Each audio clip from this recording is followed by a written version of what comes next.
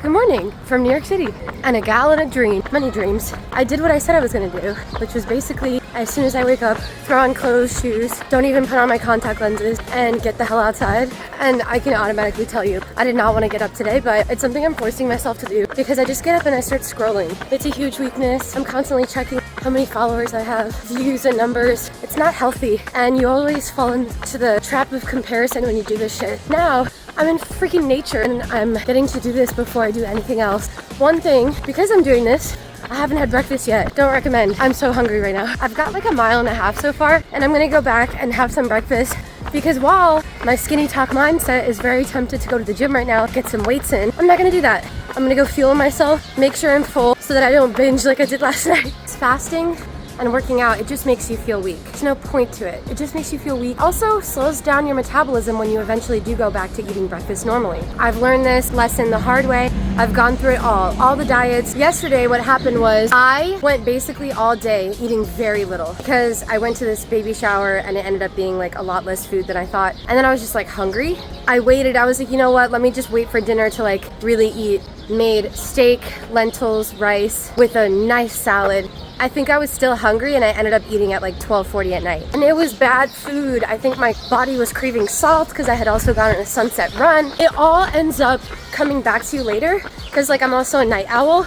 because I didn't nourish myself enough, didn't give myself a bigger dinner compared to like what I walked and ran that day. I ended up trying to make up for it at a time where you should be sleeping. You know what I'm saying? Like you don't end up saving yourself any calories.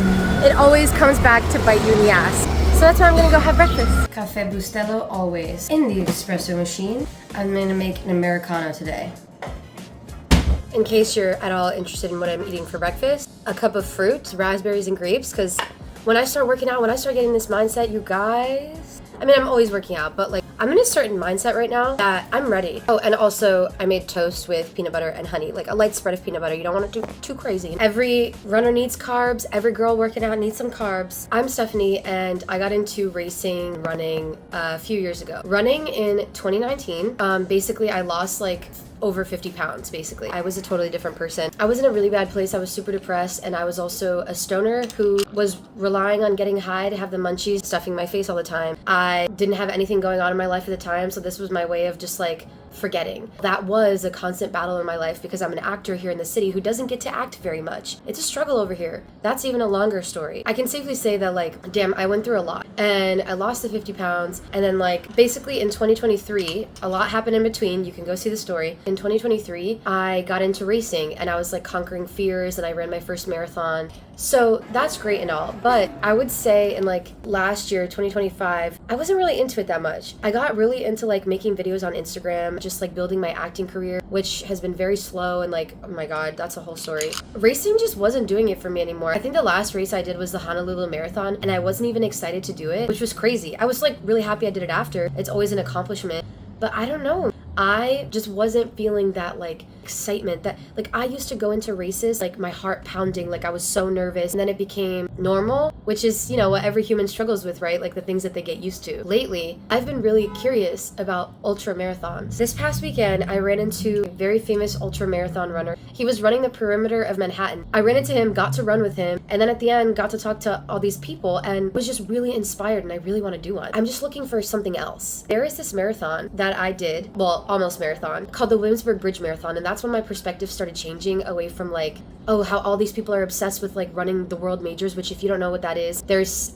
these world major marathons. People run them to get medals so that they can get this big shiny medal at the end. Running it is not ridiculous, but like the point of why people run it sometimes is, which is that they want that satisfaction of being like, oh yeah, I did all 7 and now I get this big medal. I don't know. Everyone has a goal. I can't judge too hard. But like for me, it became less about medals after I did this Williamsburg Bridge experience, which basically I saw it on TikTok. Somebody was saying, you show up, you get a number, the course is back and forth across the Williamsburg Bridge, and you don't know how many miles you'll be running until you're in the middle of the run. So they can yell out 10 miles, they can yell out 32 miles, literally just is random, and they'll only tell you while you're in the middle of running. That changed everything for me. I can like tell you more about that story, but it's also on my Instagram. But I came away from that like totally changed. I finished alone. There was nobody else around, and I was one of the only ones that did it by myself. Like some people related, I ran back and forth across the Williamsburg Bridge Marathon, and I did 24.75 miles is what it ended up being, which they yelled it out in the middle of the course. After I met with these people on Saturday, I was like searching ultra races. I was like, when can I do this? I was really inspired because I'm like, do I have to wait like 2 or 3 months to do this ultra marathon? And I'm like, I don't know, we can do anything, right? So now, I don't want to go into it too much to like disappoint anybody, including myself, but I think I have a race in mind. I'm gonna lock in. I'm gonna run whenever I can, strength train. That's what's going on right now. I'm making a wrap. One advice I could give to anyone trying to lock in or like lose weight or anything, be a healthier human being, is to not let yourself be hungry. Because as I was saying earlier, if you let yourself be hungry, it's gonna come out. It's gonna come out some way, somehow, in other ways. Is this still good?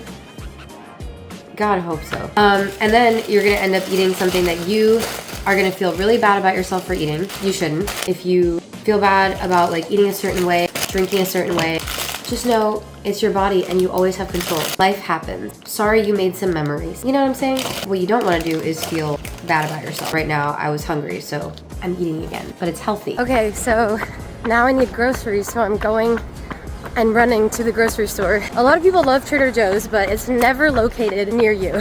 Like, it's always in a super inconvenient location, not next to the trains. I'm running there. And we're just gonna buy some healthy snacks and healthy foods because I just want to change up my diet to stop eating so much junk food. I was also feeling like I was about to cry because since I have a free day, after breakfast, I literally just ended up doom scrolling. So I was like, what is the 1 mile before I do anything doing if I just go back, make my coffee, and all I do is scroll? And then I get sad because I've done nothing but scroll. And I'm like, what am I doing with my life? This is a toxic energy. This is crazy. Right. Everywhere I'm going, I'm either trying not to run into people because they're looking down at their phones or seeing people like in parks looking at their phones. It's a phenomenon. Oh my God. That was so sweet. Some man just asked me if I was okay. I love that. Instead of hitting on me, just be nice and ask if I'm doing all right when I'm choking on my phlegm. Y'all, I'm telling you, like, it just puts us in a bad mood. Anyway, this is gonna be my challenge, so if it helps anybody out there, every time we start scrolling, let's just get out. If there's one place I love to be at, it's Harlem, New York City. There's something about Raising Cane's Diet Coke that hits on a different level. The Trader Joe's in Harlem has the best music of any Trader Joe's in New York City. And anytime you come here, everyone's just moving and grooving. There has been this bus driver honking at every biker, even though this is the bike lane. See? This is literally the bike lane, and he keeps getting mad at all the cyclists using the bike lane. Actually hilarious. And now I'm showing you the run group. Uptown Manhattan, there's a lot of run groups up here.